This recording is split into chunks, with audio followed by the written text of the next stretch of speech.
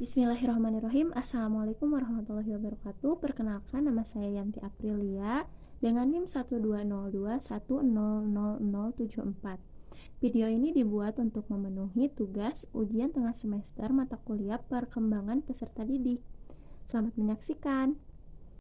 Dalam salah satu hadis, Nabi SAW bersabda, "Tidak ada pemberian seorang ayah untuk anaknya yang lebih utama daripada pendidikan tata krama yang baik."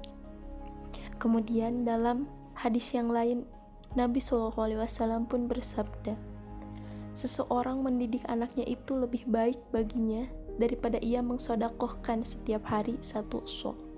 Tentunya masih banyak lagi riwayat maupun hadis lain yang membahas tentang betapa pentingnya mendidik seorang anak.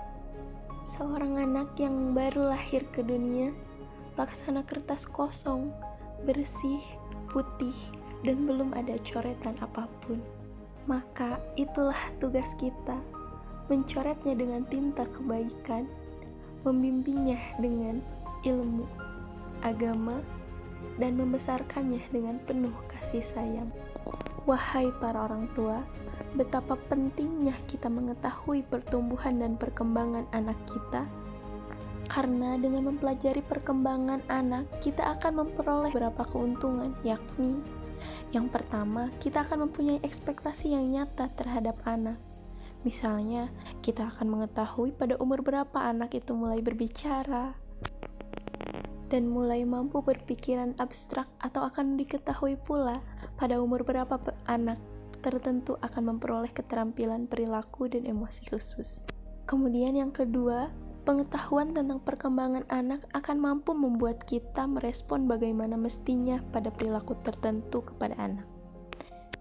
Dan yang ketiga, pemahaman tentang perkembangan anak akan membantu mengenali berbagai penyimpangan dari perkembangan yang normal.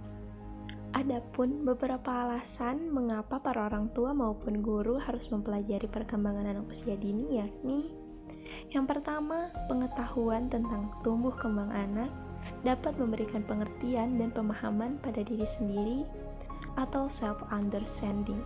Kemudian yang kedua, pengetahuan tentang tumbuh kembang anak bagi orang tua, para guru, dan para profesional dapat membantu anak untuk memberi pelayanan edukasi secara optimal.